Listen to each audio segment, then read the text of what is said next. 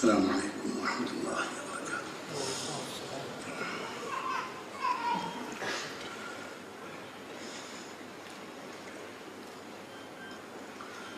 الحمد للہ وکفى والسلام علی عباده الذین اصطفى، اما بعد،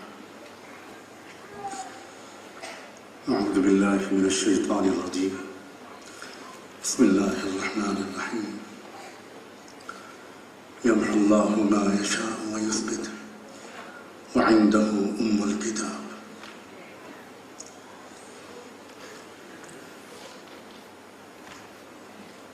وقال صلی اللہ علیہ وآلہ وسلم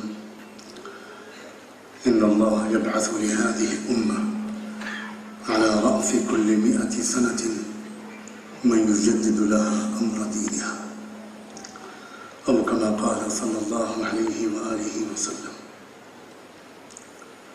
سبحان ربك رب العزة عما يصفون وسلام على المرسلين والحمد لله رب العالمين۔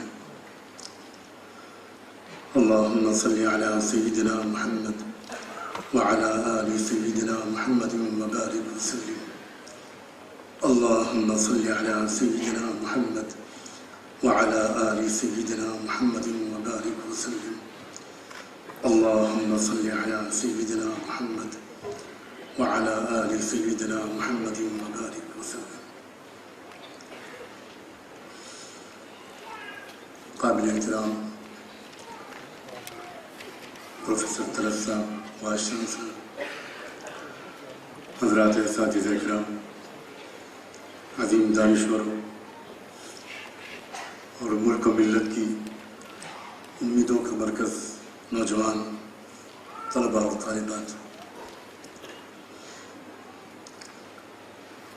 میرے لیے ایک انتہائی سعادت کی بات ہے اور عزت کی کہ ایک بار پھر بر صغیر کی ایک عظیم دانشگاہ کی کانوکیشن ہال میں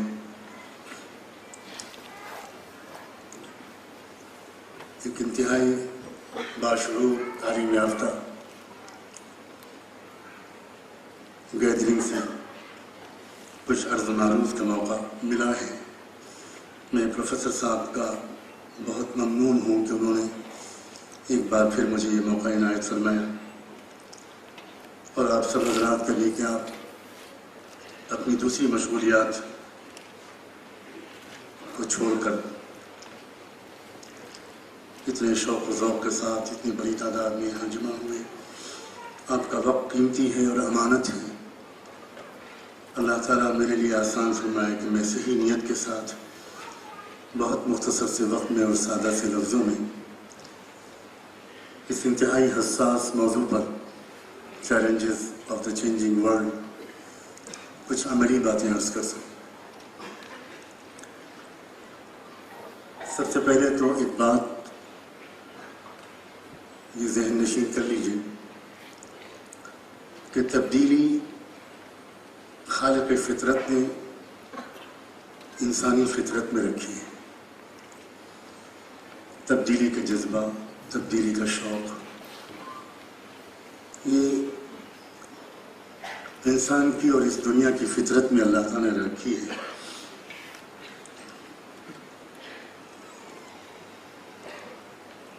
ہم بہت سیدھے سادے انداز سے اس بات کو یوں سمجھ سکتے ہیں کہ ایک سلیقہ مند عورت ہر کچھ دن کے بعد اپنے گھر کے اسٹائل کو بدلنا چاہتی ہے۔ اس کی خواہش ہوتی ہے اور کوشش ہوتی ہے کہ وہ اپنے گھر کے ہر کونے میں کچھ نیا پن پیدا کرے۔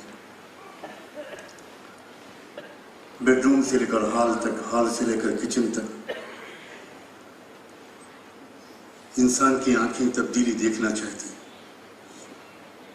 ہم آپ بھی اپنے کھانے پینے میں، اپنے پہننے میں، اپنی دیگر استعمال کی چیزوں میں کچھ نہ کچھ چینج پسند کرتے ہیں۔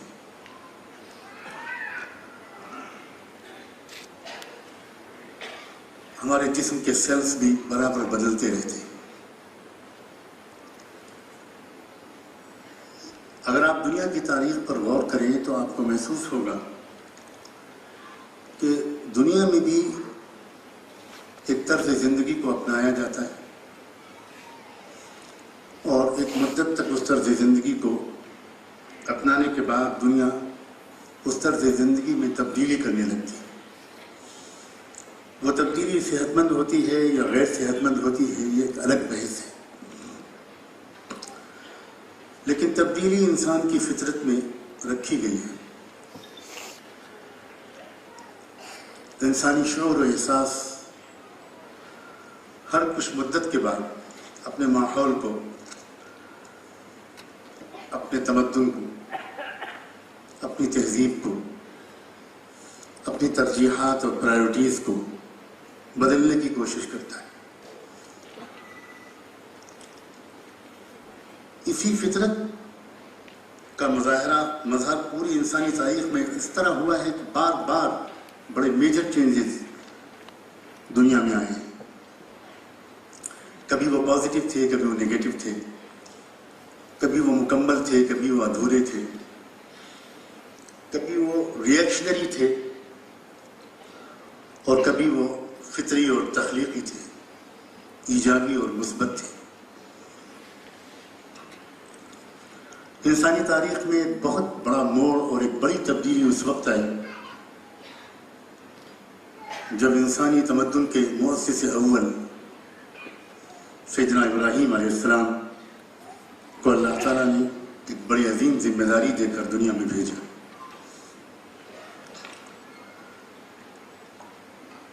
ابراہیم علیہ السلام سے پہلے کی دنیا، ان سے پہلے کا تمدن، ان سے پہلے کا تصور حیات، ان سے پہلے کا نظریہ کائنات، ان سے پہلے کا ورلڈ ویو بہت مختلف ہے۔ ہم شرک کا، توہم پرستیوں کا اور غیر ترقی یافتہ انسان کی پسماندہ سوچ کا ایک ورثہ پاتے ہیں، ایک لیگیسی پاتے ہیں اس دور میں، جس کو بدل دینے کی ذمہ داری دے کر اللہ تعالیٰ نے ابراہیم علیہ السلام کو بھیجا تھا۔ زیادہ تفصیل میں نہیں جا سکتا میں ابراہیم علیہ السلام کے شخصیت کے ذریعے سے کیا کیا چینجز آئے دنیا میں، لیکن یہ بہت اہم موضوع ہے۔ انسانی تاریخ کے ارتقاء اور تمدن جن مراحل سے گزرا ہے، اس کا مطالعہ کرنے والوں کے لیے اور اس پر غور کرنے والوں کے لیے یہ بہت اہم موضوع ہے۔ اور یہ کوئی اتفاق کی بات نہیں ہے کہ عام طور پر دو ہستیوں کا نام دنیا کے باخبر انسانوں کی زبان سے ایک ہی وقت میں نکلتا ہے۔ جب ہم یاد کرتے ہیں رحمت دو عالم سیدنا محمد رسول اللہ صلی اللہ علیہ وآلہ وسلم کو، تو اکثر ہم ان کے ساتھ ساتھ یاد کرتے ہیں حضرت ابراہیم علیہ السلام۔ جب ہم بہت ممنونیت کے ساتھ اپنے احسان مندی کے جذبات درود و سلام کے ذریعے پیش کرنا چاہتے ہیں محمد رسول اللہ صلی اللہ علیہ وسلم کی خدمت میں، تو اس وقت بھی ہم حضرت ابراہیم اور آل ابراہیم کو عام طور پر نہیں بھولتے۔ ہم کہتے ہیں اللہم صلی علی سیدنا محمد وعلی آل سیدنا محمد کما صلیت علی ابراہیم وعلی آل سیدنا ابراہیم انک حمید مجید۔ جن لوگوں نے خالص علمی انداز سے انسانی تاریخ کا مطالعہ کیا ہے،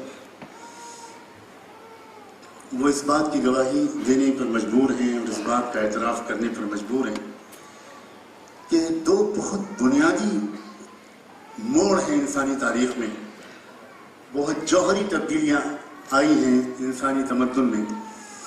پہلی بار اس وقت جب ابراہیم علیہ السلام نے انسانی قیادت کی باغ ڈور سنبھالی تھی، اور دوسری بار اور بہت بھرپور طریقے پر اس وقت جب انسانیت کی رہبری رحمت للعالمین صلی اللہ علیہ وآلہ وسلم کے کندھوں پر پڑی تھی۔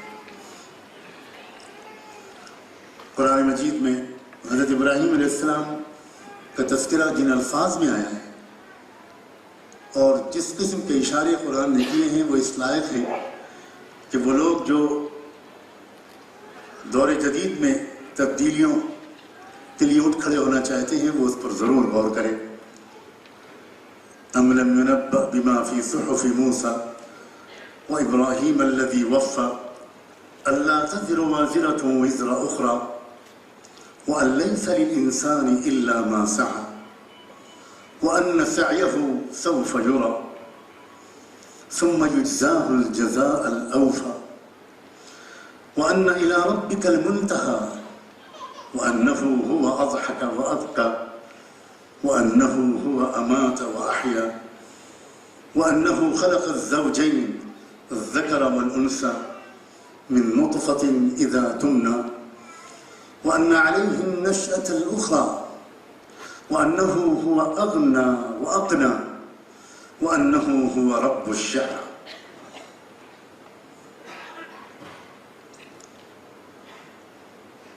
کیا اس انسان کو ابھی تک اس کی خبر نہیں ہے کہ موسیٰ اور ابراہیم کے ذریعے سے جو رہنمائیاں ملی وہ کیا تھی؟ وہ ابراہیم جس نے وفا کا حق ادا کر دکھایا، جس نے ہماری ایک ایک منشا کو پورا کیا، جس کے ذریعے سے انسانیت کو یہ سبق ملا کہ کوئی انسان کسی دوسرے انسان کے گناہوں کی سزا نہیں بھگت سکتا، کوئی انسان کسی دوسرے انسان کا بوجھ نہیں ڈھو سکتا۔ جب تک ہر انسان کے دل میں یہ خیال نہیں بیٹھے گا کہ میں ایک ذمہ دار شخصیت ہوں، میں ایک ذمہ دار انسان ہوں اور میں جیسا بوؤں گا ویسا کاٹوں گا، میرے سامنے دنیا میں بھی اور دنیا کے بعد بھی میری اپنی کوششوں کے نتیجے آئیں گے، جب تک یہ احساس ذمہ داری انسان نہیں تسلیم کرے گا تب تک وہ چیلنجز کا مقابلہ نہیں کر سکتا، اپنی خواہشات پر قابو نہیں پا سکتا۔ تو ابراہیم علیہ السلام کے ذریعے انسانیت کو جو بہت عظیم رہنمائی ملی وہ خود انسان کے اپنے ارادے کا احترام اور انسان کے ارادے کی تاثیر، انسان کی چوائس کا نتیجہ۔ دنیا میں کسی کو چوائس کا ایسا اختیار نہیں ملا جیسا انسان کو ملا، ایون فرشتوں کو بھی کوئی اختیار نہیں ملا۔ فرشتے پابند ہیں، وہی کام کر سکتے ہیں جو ان کے سپرد کرنے دیا جائے، وہ اپنے ارادے سے کوئی کام نہیں کر سکتے۔ یہ صرف انسان ہے جو اپنے ارادے سے سب کچھ کر سکتا ہے۔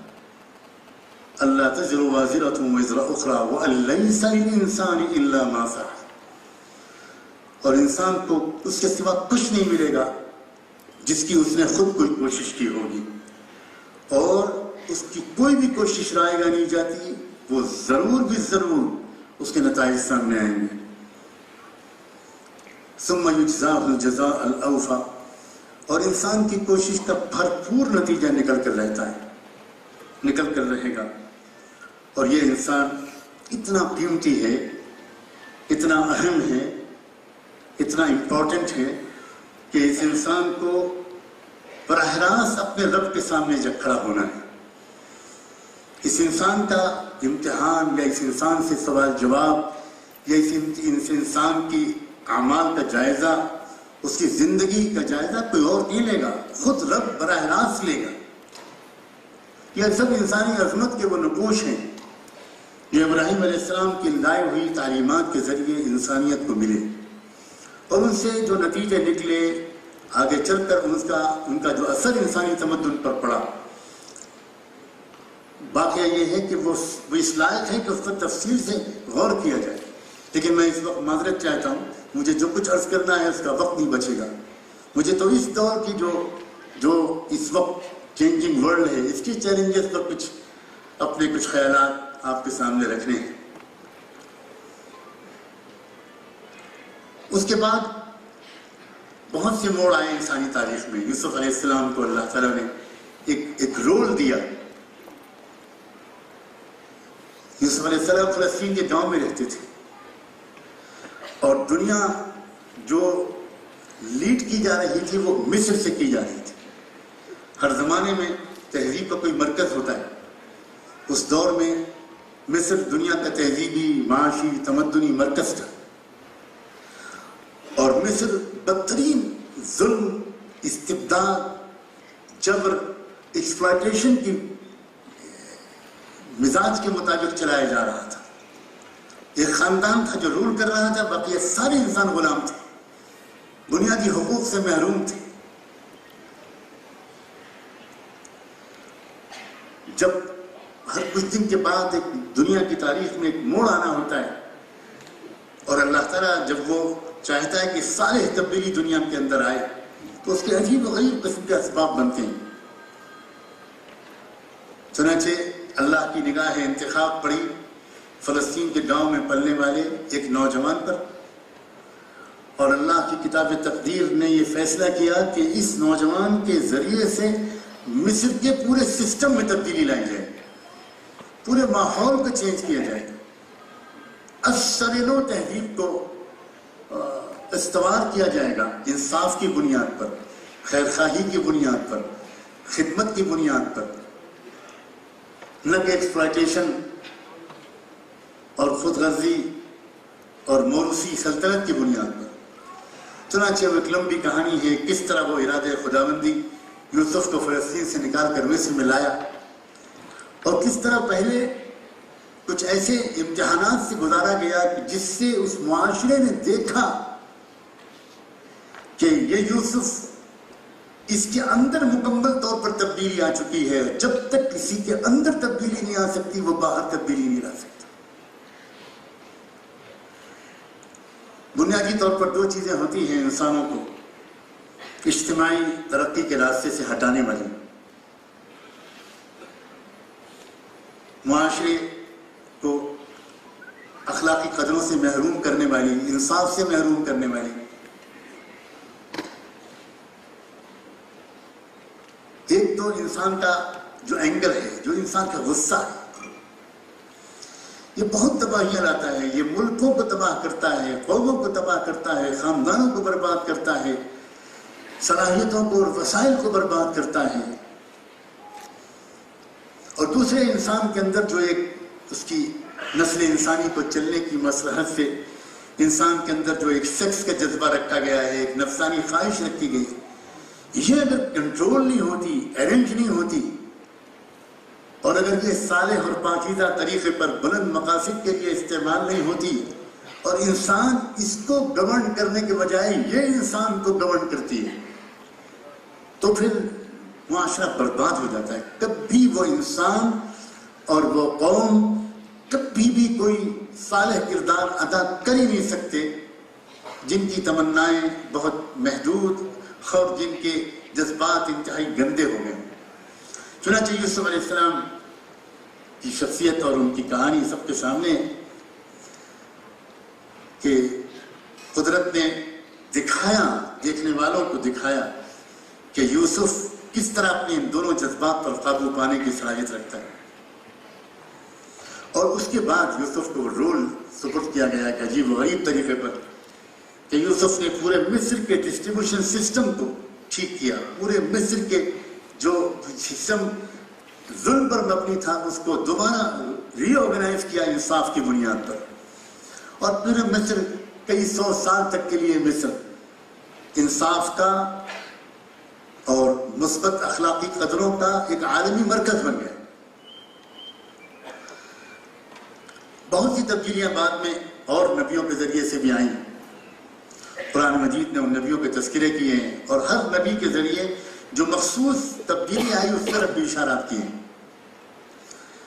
میں اس تاریخ کی تفصیلات میں نہ جاتے ہوئے اس تبدیلی کی طرف خاص طور پر آپ سب بھائیوں اور بہنوں اور عزیز نوجوانوں کی توجہ مبذول کرنا چاہتا ہوں، جو تبدیلی پوری دنیا میں رحمت دو عالم محمد رسول اللہ صلی اللہ علیہ وآلہ وسلم کے ذریعے ہے۔ شاید دنیا میں اتنی متفق علیہ حقیقت کوئی اور نہیں ہے۔ وہ لوگ جو بظاہر محمد رسول اللہ کی پوری شریعت کو فالو کرنے کی ہمت نہیں بھی کر سکے، وہ بھی اس تاریخی سچائی کو ماننے پر مجبور ہوئے ہیں کہ دنیا میں ایک آل راؤنڈ ایک کمپریہنسو تبدیلی پوری دنیا کے اندر اگر آئی ہے تو وہ محمد کے ذریعہ ہے صلی اللہ علیہ وسلم۔ صرف عقیدے نہیں بدلے، صرف عبادتوں کے انداز نہیں بدلے، بازاروں میں کاروبار کے طور طریقے بدل گئے، عدالتوں میں انصاف کا سسٹم بدل گیا، نوجوانوں کو اپنی جوانیوں کو بے داغ رکھنے کا سلیقہ آ گیا، اپنی نگاہوں پر کنٹرول رکھنے کا ملکہ ان کے اندر پیدا ہو گیا، حکومتوں کے مقصد بدل گئے، حکومتوں کے انداز بدل گئے، حکومت واقعی برائے خدمت کی جانے لگی، ملک کا سب سے غریب انسان ملک کا حاکم نظر آنے لگا، ایک نئی تازہ دم تہذیب نے انسانی زندگی کو اپنی آغوش میں لے لی، ایک ایسی تہذیب جو حیا پر، شرافت پر، امانت داری پر، سچ پر مبنی تھی، جس تہذیب میں معاف کر دینے اور عفو درگزر کا بڑا دور دورہ تھا، صبر و برداشت کا عام مزاج پیدا ہو گیا، ایک ٹالرنس کا کلچر پیدا ہو گیا، ایک لو اینڈ ٹالرنس کا ایک عام مزاج بن گیا۔ ذرا غور کریں، محمد رسول اللہ صلی اللہ علیہ وآلہ وسلم کے پاس نجران کے کرسچنز کا ایک ڈیلیگیشن آتا ہے، اور وہ کرسچنز پریسٹ لوگ ہیں، پادری لوگ ہیں، علماء ہیں، مذہبی رہنما ہیں، اور وہاں کے کچھ لیڈرز ہیں۔ آپ نے ان کو اپنی مسجد میں ٹھہرایا، ان کی مہمان نوازی کی، اس کے بعد آپ نے محسوس کیا کہ یہ لوگ کچھ تھوڑے سے بے چین سے ہو رہے ہیں، تو آپ نے پوچھا کہ کیا بات ہے؟ تو انہوں نے کہا کہ ہماری عبادت کا وقت ہے۔ تو آپ نے فرمایا کہ آپ لوگ بالکل بے تکلف اپنے طریقے پر یہیں عبادت کریں۔ سوچ بھی نہیں سکتے تھے وہ لوگ جو کچھ وہ امید کر کے آئے تھے کہ محمد کا یہ مزاج ہوگا، محمد کا یہ اخلاق ہوگا، محمد کے دل میں اتنی وسعت ہوگی۔ عجیب انداز کا ایک کلچر دنیا کے اندر آیا۔ یہ تو کچھ حکومتوں نے رکاوٹ ڈالی کہ آپ ہماری پبلک سے بات چیت نہیں کر سکتے۔ اس وقت کمیونیکیشن کا حق نہیں تھا انسانوں کو، انسان ایک دوسرے سے بات نہیں کر سکتے تھے۔ تو ہم سے کہا گیا کہ بھائی ہم آپ سے جنگ کرنے کے لیے نہیں آئے، ہم تو انسانوں کی غلامی سے نکالنے کے لیے آئے، ہمیں لوگوں سے بات کرنے دیجیے۔ انہوں نے کہا ہم آپ کو بات نہیں کرنے دیں گے، انہوں نے کہا ہم آپ کو موقع دیتے ہیں، آپ سوچیے سمجھیے، ہمارے نکلنے کا مدینے سے مقصد جنگ نہیں، ہم تو ایک پیغام لے کر آئے ہیں انسانوں کے اپنے پیدا کرنے والے کا، انسانوں کے نام۔ ہم کسی نیشن اسٹیٹ کو قائم کرنے کے لیے نہیں آئے ہیں، ہم کوئی قومی سلطنت قائم کرنے کے لیے نہیں آئے۔ یہاں تک کہ حضرت عمرو بن عاص نے تو یہ تک جملہ کہہ دیا تھا مصر کے بادشاہ سے کہ ہم تو یہ چاہتے ہیں کہ آپ انصاف کے مطابق حکمرانی کے اصول ذرا سا ہم سے سیکھ لیجئے، ہم واپس چلے جائیں۔ ہم تو اصل میں جو ظلم ہو رہا ہے انسانوں پر، ان انسانوں کو، عام انسانوں کو، مجبور اور بے کس اور بے سہارا انسانوں کو ظلم سے چھٹکارا دلانے کے لیے آئے ہیں۔ ہمارے آنے کا اور کوئی مقصد نہیں ہے۔ ایک عجیب قسم کی رونق، ایک عجیب بہار دنیا میں آئی، اور دنیا میں جو تیزی کے ساتھ اسلام پھیلا، اس کی بہت بڑی وجہ یہ تھی کہ دنیا کے عام انسان پہلے سے ایک چینج کے لیے بے چین تھے۔ ایک وقت آتا ہے کہ دنیا کے عام انسان ایک بدلاؤ کے لیے، ایک تبدیلی کے لیے بے قرار ہوتے ہیں۔ وہ یہ نہیں سمجھ پاتے کہ تبدیلی کیسے ہے، اتنا ان کو نہیں معلوم ہوتا کہ تبدیلی کیسے آئے گی، اتنی جانکاری ہر ایک کو نہیں ہوتی۔ لیکن یہ بات کہ بھائی یہ جو سسٹم ہے یہ صحیح نہیں ہے، یہ جسٹ نہیں ہے، یہ مبنی پر انصاف نہیں ہے، اس میں ایکسپلائٹیشن ہے، اس میں ایک جانب جھکاؤ ہے، اس میں افراط و تفریط اور ڈس بیلنس ہے، اس کو بدلنا چاہیے۔ سماج خوش نہیں ہے، سماج مطمئن نہیں ہے. یہ بات رومن امپائر کے لاکھوں عوام بھی چاہتے تھے، پرشین امپائر کے لاکھوں عوام بھی چاہتے تھے. گرجا گھروں میں چھپ چھپ کر، عبادت گاہوں اور خانقاہوں میں چھپ چھپ کر بوڑھے مرد اور بوڑھی عورتیں ان آنے والے مسلمانوں کی کامیابی کی دعائیں کرتے تھے. جس ملک کی فوج کا ساتھ اس ملک کے عوام نہ دیں، اس ملک کی فوج کبھی بھی فتح یاب نہیں ہو سکتی. عوام کی سپورٹ دنیا کی طاقتور ترین فوجوں کے لیے بھی ضروری ہوتی ہے. ان فوجوں کی شکست کھانے کا ایک بہت بڑا سبب یہ تھا کہ ان ملکوں کے عوام خود اپنی فوج کے ساتھ نہیں دیتے تھے. اس کے بڑے واقعات ابن خلدون نے بھی لکھے ہیں، ابن اثیر نے بھی لکھے ہیں، ابن کثیر نے بھی لکھے ہیں کہ کیا سبب تھا ان طاقتور فوجوں کے شکست کھا جانے کا. تو ایک بہت بڑا سبب یہ بھی تھا، وہ لوگ دیکھتے تھے چند مہینے ان کے گزرتے تھے اس علاقے کے اندر، اور لوگ محسوس کرتے تھے کہ ان کی معاشرت، ان کی چال ڈھال، ان کا رہن سہن، ان کا آپس کا ملنا اٹھنا بیٹھنا، ان کا پڑوسیوں کے ساتھ برتاؤ، یہ سب عجیب چیزیں ان کے پاس ہیں جن سے ہم خالی ہیں. ہمارے یہاں تو ہمیں ایک دوسرے پر بھروسہ نہیں. شک کی بنیاد پر معاشرہ کب تک پرسکون انداز سے چل سکتا. پھر ذرا زیادہ باشعور لوگوں نے ان حقیقتوں پر بھی غور کیا کہ یہ تو مدینے سے تہذیب آئی ہے، ایک طرز زندگی آیا ہے. اس کی ایک بہت بنیادی چیز ہے کہ ساری دنیا کے انسانوں کا پیدا کرنے والا ایک مالک ہے. ساری دنیا کی تمام مخلوقات کا خالق و مالک ایک رب ہے جس پر شفقت اور پیار کی صفات کا غلبہ ہے. دنیا یہ بھی ان کے ساتھ اٹھ بیٹھ کر دیکھتی تھی کہ ان کے پاس ایک دوسری بڑی زبردست بنیاد ہے وحدت کی، جس سے ہم بالکل خالی ہیں، اور وہ ہے وحدت بنی آدم. ان کا پختہ عقیدہ ہے کہ ساری دنیا کے انسان ایک ماں باپ کی اولاد ہیں. کوئی انسان اپنے رنگ کی وجہ سے، اپنی نسل کی وجہ سے، اپنے حسب نسب کی وجہ سے، اپنے خاندانی بیک گراؤنڈ کی وجہ سے اونچا نیچا نہیں ہو سکتا. اس کو کوئی سوچ بھی نہیں سکتا تھا دنیا میں.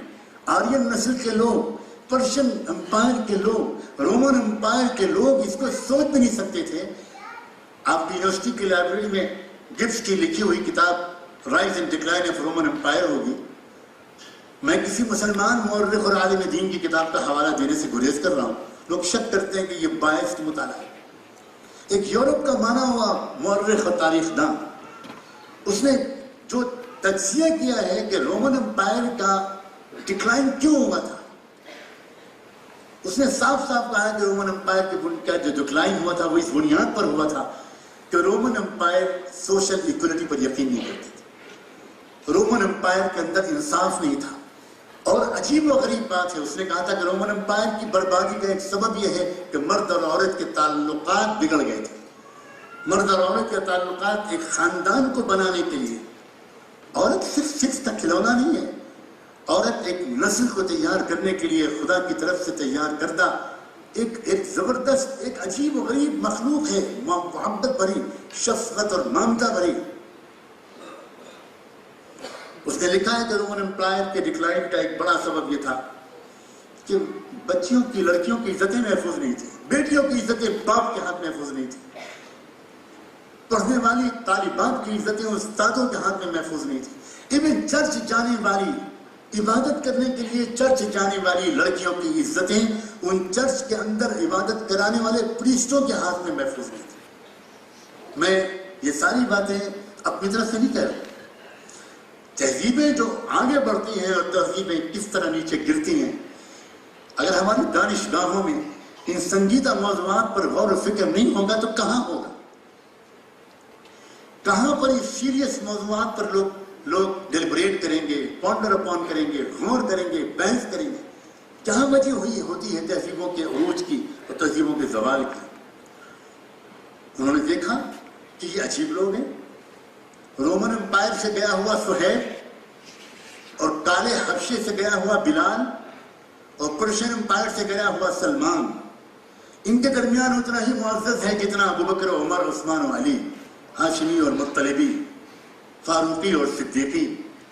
وہ برابر دیکھتے تھے کہ سیدنا عمر بن خطاب ایک لمبے چوڑے گورے چٹے قد کے انسان، یہ انتہائی قدار شخصیت تھی سیدنا عمر کی، انتہائی خوبرو باروب شخصیت تھی، لیکن وہ امیر المومنین ہونے کے باوجود وہ دیکھتے تھے کہ یہ امیر المومنین ہے، یہ خلیفۃ رسول اللہ ہے، یہ پوری دنیا کے آدھی دنیا سے کچھ کم حصے کے سب سے طاقتور رولر ہے، لیکن وہ بیٹھا ہوتا ہے بوریے پر اور سامنے آ رہا ہوتا ہے کالا حبشی بلال، میلے کچلے کپڑے پہنے ہوئے غلام نسل کا انسان، اور جب آتا ہے تو عمر ہمیشہ کھڑے ہو جاتے ہیں، مرحبا بسیدنا بلال،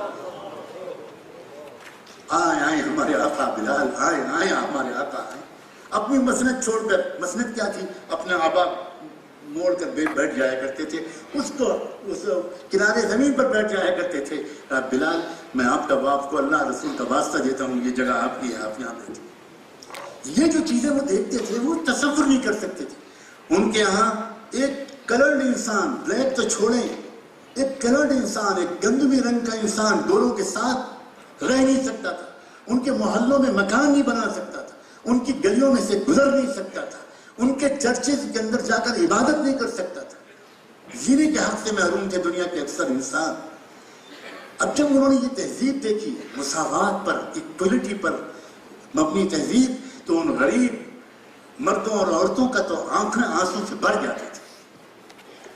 کب موقع ملے گا اور ہم بھی کلمہ پڑھیں گے، کب موقع ملے گا کہ ہم اس غلامی سے آزاد ہوں گے، یہ تمنائیں تھی۔ کتنے شعراء نے اس زمانے میں اشعار کہے تھے وہاں کی زبانوں میں، علامہ سید سلیمان ندوی رحمۃ اللہ علیہ نے وہ اشعار نقل کیے کہ وہاں کے شعراء شعر کہتے تھے، چھپ چھپ کر شعر کہتے تھے، اپنے جذبات کا اظہار شاعر شاعری کے ذریعے کیا کرتا ہے۔ یہ وجہ تھی اسلام کے پھیلنے کی۔ پھر تیسری حقیقت جو ان کے سامنے ان کو نظر آتی تھی، وہ نظر یہ آتی تھی کہ یہ عجیب بات کہتے ہیں، یہ کہتے ہیں کہ محمد خدا کے پہلے پیغمبر نہیں ہے، یہ کہتے ہیں کہ محمد خدا کے آخری پیغمبر ہے، اور یہ کہتے ہیں کہ محمد تمہارا دین بدلنے کے لیے نہیں آئے، محمد تم کو اس دین سے جوڑنے کے لیے آئے ہیں جو واقعتاً تمہارے پاس پچھلے پیغمبر لے کر آئے تھے۔ محمد تورات اور انجیل کے حقیقی دین سے تم کو جوڑنے کے لیے آئے ہیں۔ قرآن تمہاری پچھلی کتابوں سے تمہارے رشتے کو توڑنے کے لیے نہیں آیا۔ محمد ابراہیم سے، اسماعیل سے، موسیٰ سے، عیسیٰ سے، سلیمان سے، داؤد سے، یحییٰ سے، ادریس سے، ان سے تمہارے رشتے کو توڑنے کے لیے نہیں آیا۔ محمد کی یہ تعلیم ان کو مسحور کر دیتی تھی جب محمد یہ کہتے تھے کہ خدا ایک ہے اور خدا بھی ایک ہے اور ہم سب کے ماں باپ بھی ایک ہیں اور ساری انسانیت کے لیے خدا کی طرف سے بھیجا گیا دین بھی ایک ہے۔ دین تو لوگوں نے بدلا ہے، میں بدلنے کے لیے نہیں آیا، میں تو تمہارے اصل دین کی طرف تم کو واپس لے جانے کے لیے آیا۔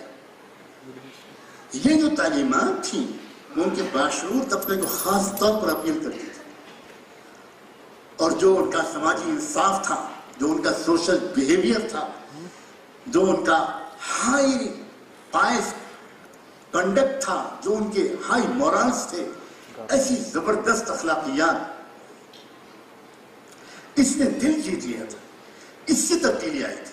میں صرف یہ عرض کرنا چاہ رہا ہوں، جب میں چینجز کی تاریخ بتا رہا ہوں تو ایک میجر چینج دنیا میں اس وقت آیا جب اللہ نے اپنی آخری کتاب قرآن مجید اور اپنا آخری رسول رحمت دو عالم سیدنا محمد رسول اللہ صلی اللہ علیہ وآلہ وسلم کو انسانیت کی خدمت کا جذبہ دے کر، انسانیت کے لیے محبت کے جذبات سے ان کے سینوں کو بھر کر زمین میں اتار دیا، بھیج دیا، اور ان کے ساتھ ایک ایسی ٹیم کھڑی کر دی، ایک ایسی امت کھڑی کر دی۔ 1 لاکھ سوا لاکھ انسان دنیا کی تہذیب کو بدلنے میں کامیاب ہوئے۔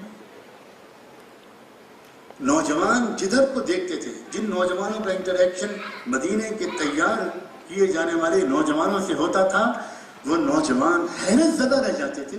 ہم بھی جوان ہیں، یہ بھی جوان ہیں، جو جذبات ہمارے سینوں میں ہیں وہ ان کے اندر بھی ہیں، اگر یہ ان کو اس طرح کنٹرول کر سکتے ہیں تو ہم کیوں نہیں کر سکتے؟ اگر یہ اپنی نگاہوں پر اتنا کنٹرول کر سکتے ہیں، اگر یہ اپنی جوانیوں کو عزتیں لوٹنے کے بجائے سماج کے کمزوروں کی خدمت پر لگا سکتے ہیں تو ہم کیوں نہیں لگا سکتے؟ لوگ انسپائر ہوتے تھے۔ بزرگوں کی تقریروں سے اسلام نہیں پھیلا، اسلام کتابوں سے نہیں پھیلا، اسلام سیمیناروں اور جلسوں سے نہیں پھیلا، اسلام سچے مسلمانوں کی زندگی سے پھیلا۔ اس نے پوری دنیا میں واقعی ایک بہت ہی پازیٹیو چینج دنیا کے اندر ہے۔ ایک بہت بڑی تبدیلی یہ بھی ہوئی کہ دنیا کا ایک ہر انسان یہ محسوس کرنے لگا کہ میں بھی دنیا میں تبدیلی لانے کے لیے کچھ کر سکتا ہوں، میرا بھی کچھ کنٹریبیوشن ہو سکتا ہے۔ I can do something, I can offer something، میں کچھ کر سکتا ہوں۔ ادنا درجے کا انسان، غریب سے غریب انسان، ان پڑھ انسان، یہ تو دنیا میں اس کا تو کوئی تصور بھی نہیں تھا، کچھ سوچ بھی نہیں سکتا تھا کہ دنیا کا اتنا ایسا انسان جس کو حقارت سے دیکھا جاتا تھا وہ اس طرح انسپائرڈ ہو جائے گا۔ یاد دلانا چاہتا ہوں پرشین امپائر کا آرمی چیف رستم، اس کے پاس جب یہ خبر آئی کہ مدینے سے گروپ آیا تو اس نے کہا کہ جا کر یہ پیغام دو ان کے لیڈر کو کہ اپنا ایک ڈیلیگیشن بھیجیں، آ کر مجھ سے بات کریں کہ وہ یہاں پر کیوں آئے ہیں، میں سمجھنا چاہتا ہوں۔ تو عجیب بات یہ ہوئی کہ جس شخص کو ڈپیوٹ کیا گیا بھیجنے کے لیے وہ ایسا گمنام انسان تھا کہ اگر وہ واقعہ نہ ہوتا تو شاید تاریخ کی کسی کتاب میں اس بندے کا نام بھی نہ آتا۔ ربعی ابن عامر رضی اللہ عنہ ایک بہت معمولی خاندان کا فرد تھا، غریب انسان، میں نے کچیلے کپڑے، شاید اس کو کبھی دنیا میں تجربہ بھی نہیں ہوا ہوگا کسی امیر کبیر کے دربار میں جانے کا، لیکن کیا چوائس تھا اس امیر کا، اس کو بھیجا کہ تم جاؤ۔ وہ گئے اور بڑے عجیب و غریب انداز سے گئے اور آرمی چیف سے گفتگو شروع ہوئی۔ آرمی چیف نے پوچھا من الذی جاء بکم، میں پوچھنا چاہتا ہوں کہ تم لوگ کیوں آئے ہو جزیرے عرب سے، کیا مقصد ہے یہاں آنے کا؟ تو وہ ایک غریب انسان جس کے کپڑوں میں نہ جانے کتنے پیوند لگے تھے،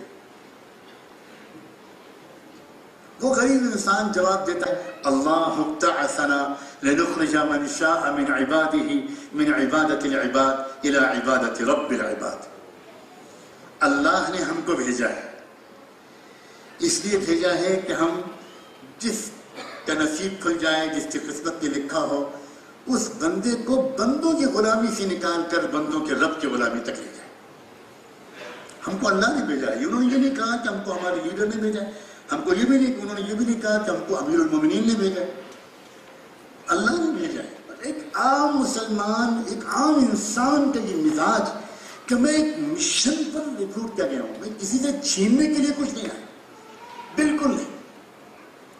میری زندگی کا مقصد بہت بڑا ہے، میں دو چار اپنی خواہشات پوری کر کے لگژریز جمع کر کے مر جانے کے لیے نہیں پیدا ہوا، میں تو کچھ ریفارم کرنا چاہتا ہوں، میں کچھ ٹرانسفارم کرنا چاہتا ہوں اس دنیا میں، میں اپنے سماج کو بدلنے کے سلسلے میں کچھ اپنا حصہ لگانا چاہتا ہوں۔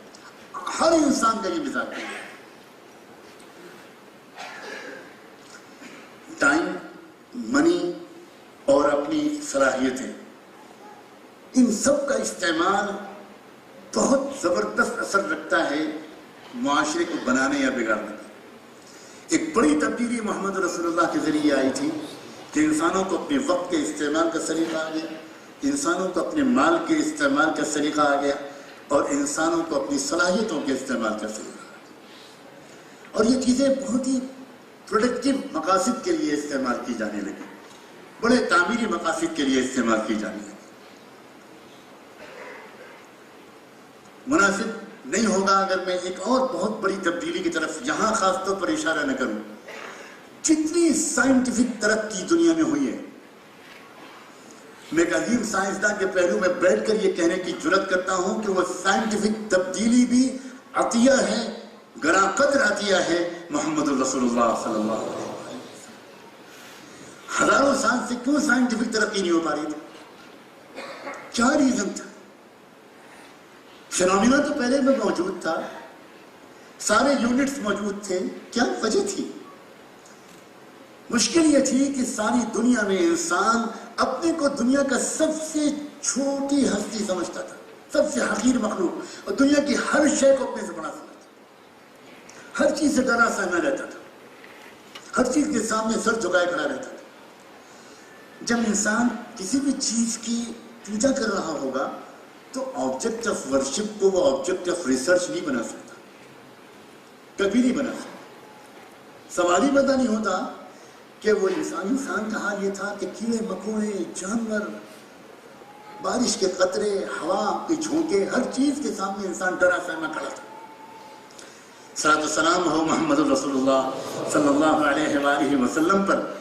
کہ سچی بات یہ ہے کہ انسانی تاریخ میں جس بڑے پیمانے پر انسان کا مقام ان کے ذریعے سے انسان تو معلوم ہوا، وہ اس سے پہلے کبھی نہیں معلوم ہوا۔ انسان نے ان کے ذریعے سے جانا کہ میں کون ہوں۔ انسان کو پتا چلا محمد رسول اللہ کے ذریعے، اے انسان تم دنیا میں سب سے بڑے ہو، تم سے بڑا صرف تمہارا پیدا کرنے والا ہے، باقی سب تم سے چھوٹے ہیں۔ دنیا میں جو بنایا گیا ہے تمہارے لیے بنایا گیا ہے، غور کرو اس کے اوپر، فائدہ اٹھاؤ ان سے۔ سخر لکم ما فی السماوات و ما فی الارض جميعا، تمہارے لیے بنایا گیا۔ انسان کو جب یہ پتا چلا تو اپنی گہری نیند سے وہ بیدار ہوا، اور تبھی انسان نے ساری چیزوں پر ریسرچ کرنا شروع کیا، اور وہاں سے پھر قافلہ یہ چلا، ریسرچ کی سمت میں، آبزرویشن کی سمت میں، غور و فکر کی سمت میں یہ قافلہ چلا، ورنہ تو سوال ہی پیدا نہیں ہوتا تھا۔ اس طرح ایک بہت ہی صالح تبدیلی، ایک بڑی کمپریہنسو، بڑی بیلنسڈ، اور اگر میں ایک اور پہلو کو نظر انداز کر دوں گا تو وہ بھی بڑی کمی رہ جائے گی، دین اور دنیا کی وحدت۔ میں نے پہلے وحدت بنائی وحدت الہ، دوسری وحدت گنائی وحدت بنی آدم، ساری دنیا کے انسان ایک ہی خاندان کے افراد ہیں، اور تیسری وحدت گنائی وحدت دین، ساری دنیا کے انسانوں کے لیے، انسانوں کے شفیق پروردگار کی طرف سے اتارے گئے اصول زندگی ایک ہیں، دین ایک رہا ہے سب کا۔ ابراہیم علیہ السلام کا لایا ہوا دین، موسیٰ علیہ السلام کا لایا ہوا دین، عیسیٰ علیہ السلام کا لایا ہوا دین، اور محمد رسول اللہ کا لایا ہوا دین ایک ہے۔ اسی طرح ایک اور بہت زبردست تبدیلی محمد رسول اللہ کے ذریعے یہ ہوئی کہ آپ نے دنیا کو یہ سمجھایا کہ یہ دین اور دنیا دو الگ الگ متضاد چیزیں نہیں ہیں۔ دین اور دنیا کی وحدت سمجھائی آپ نے سمجھایا کہ تم دنیا میں اچھی طرح رہو، اسی کا نام دین ہے۔ تم دنیا سے الوف ہو جاؤ، تم دنیا میں رہنا چھوڑ دو، تم رشتہ داریاں قائم کرنا چھوڑ دو، تم تعمیر کائنات کے حوصلے اپنے سینوں سے نکال دو، تم تسخیر کائنات کے حوصلے اپنے سینوں سے نکال دو، یہ دین نہیں۔ آپ نے تو عجیب و غریب بات یہ بتائی کہ تم اگر کاروبار کرو، بزنس کرو، دکان کھولو، کھیتی کرو، اور تم اس مقصد سے کرو کہ میں محتاجی سے بچوں گا، کچھ لوگوں کی خدمت کے لائق ہوں گا، اپنی فیملی کو چلاؤں گا، اور اچھی طرح اپنے مالک کے احکام پر عمل کروں گا، تو یہ تمہارا کاروبار عبادت بن جائے، یہ تمہاری فیملی لائف عبادت بن جائے۔ آپ نے فرمایا کہ تم اپنے بچے کے منہ میں کوئی کھانے پینے کی چیز رکھتے ہو، اس پر بھی تم کو صدقے کا ثواب ملے گا۔ یہ تو دنیا بالکل اس تصور سے ناآشنا تھی۔ دنیا سمجھتی تھی کہ دین نام ترک دنیا کا ہے، پوری دنیا کو چھوڑنا پڑے گا جب ہم دیندار بن پائیں گے۔ یہ کنسپٹ دنیا میں پھیل گیا تھا محمد رسول اللہ صلی اللہ علیہ وسلم کے ذریعے سے۔ تو جو وحدتوں کی بنیادیں ملی وہ 4 وحدتوں کی بنیادیں ملی، اور اس سے ایک بہت صالح تمدن وجود میں آیا، اور وہ تیزی کے ساتھ دنیا میں آگے پھیلا۔ سینکڑوں سال تک، کئی 100 سال تک سچی بات یہ ہے کہ دنیا اس تمدن کے زیر سایہ رہی، اور مسلمان ایک ذمہ دار شہری کی حیثیت سے، اللہ کے اچھے بندوں کی حیثیت سے، پریکٹسنگ مسلم کی حیثیت سے وہ بڑے مثبت جذبات کے ساتھ دنیا کی خدمت کرتے رہے۔ علم میں ترقی ہوئی، اخلاق بہتر ہوئے، نظام انصاف دنیا کے اندر قائم ہوا، امن پھیلا، عزتیں محفوظ ہوئیں، جان مال اور آبروئیں محفوظ ہوئیں۔ ترس گئے تھے دنیا کے انسان جس قسم کی زندگی کو دیکھنے کے لیے، اس طرح کی زندگی محمد رسول اللہ کے ذریعے انسانیت کو ملی۔ یہ ایک سچائی ہے، تاریخی حقیقت ہے، دنیا میں شاید ہی کوئی اس کا انکار کرنے کی جرات کر سکے۔ بڑے پراعتماد انداز سے، باوقار انداز سے کئی سو سال تک مسلمانوں کا یہ قافلہ نوبہار دنیا میں آگے بڑھا، اور بڑی اس کی وجہ سے دنیاوی زندگی میں ایک ترقیاں، ایک رونق، ایک بہار آئی، اور اخلاقی قدروں کے ساتھ دنیا کے مختلف شعبے زندگی کے شعبے اخلاقی قدروں کے ساتھ ری آرگنائز ہوئے۔ ورنہ اخلاقی قدریں واعظوں کے بعد میں رہ جاتی ہیں، بس مسجد کے یا کسی عبادت خانے کے منبر و محراب میں سنائی پڑتی ہیں۔ پریکٹیکل زندگی میں وہ اخلاقی قدریں جب تہذیبیں زوال پذیر ہوتی ہیں اس وقت بالکل وہ قابل عمل نہیں ہوتی۔ لیکن پھر اس کے بعد پھر ایک بہت ہی ایسا دور دنیا کی تاریخ میں آیا کہ خود ہم مسلمان اسلام کی روح سے اور اس کی حقیقت سے دور ہوتے چلے گئے۔ رہ گئی رسم ازاں، روح بلالی نہ رہی۔ ظاہری کچھ چیزوں پر بہت زور دیا جانے لگا، لیکن جو اسلام کی اصل روح اور اسپرٹ ہے، اسلام کی جو اصل حقیقت ہے، جس کو اللہ تعالیٰ نے قرآن مجید میں یہاں تک کہہ کر بیان کر دیا ہے کہ ہم نے دراصل انبیاء اور رسول کو دنیا میں بھیجا ہی اس لیے ہے کہ دنیا کے اندر انصاف کا نظام قائم ہے۔ لقد ارسلنا رسلنا بالبینات وانزلنا معهم الكتاب والمیزان لیقوم الناس بالقسط۔ ہم نے اپنے رسولوں کو بھیجا واضح ہدایات اور کھلی ہوئی نشانیاں دے کر، اور ہم نے ان کے ساتھ المیزان بھی اتارا، ایک سلیقہ اتارا، ہر زندگی کے حصے کو ایک انتہائی متوازن طریقے پر اسٹیبلش کرنے کا ایک ہنر دیا، المیزان دیا ہم نے ان کو، تاکہ لیقوم الناس بالقسط، تاکہ دنیا کے اندر انصاف قائم ہو۔ لیکن ایک وقت آیا کہ پھر اس کے بعد مسلمان نام کے مسلمان رہ گئے، اور وہ تمام خرابیاں جو دنیا کی قوموں کے اندر تھیں، جن خرابیوں کو دور کرنا ان مسلمانوں کا فرض تھا، وہ خود ان مسلمانوں کے اندر آ گئی۔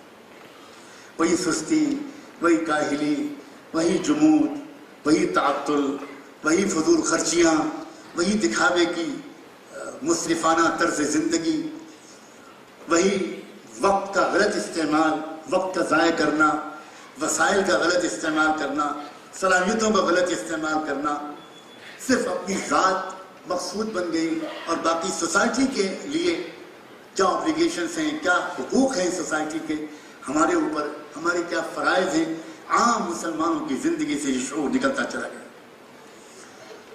بڑی زبردست تبدیلی ہمارے اندر یہ آئی کہ ہم اپنے مقام کو بھول گئے، وہ مقام جس کو میں نے ابھی شروع میں عرض کیا تھا کہ ایک عام مسلمان یہ محسوس کرتا تھا کہ دنیا کی تبدیلی میں کچھ حصہ لگانا میرا فرض ہے، میرا مقصد زندگی ہے، مجھے کچھ نہ کچھ ضرور دنیا میں کنٹریبیوٹ کرنا ہے تمدن کی ترقی میں۔ جب یہ حالت ہو گئی تو اللہ کے انصاف کا تقاضا یہ ہوا کہ مسلمانوں کو سسپینڈ کیا جائے اس مقام قیادت سے۔ میں لفظ ڈسمس نہیں بول رہا ہوں، میں لفظ سسپینشن بول رہا ہوں۔ اشارات ہیں قرآن و حدیث کے جس کی وجہ سے میں یہ لفظ بول رہا ہوں، اور اس وقت تو دور جدید کی تاریخ بھی کچھ اشارات لے کر آ رہی ہے، اس لیے میں سسپینشن کا لفظ بول رہا ہوں۔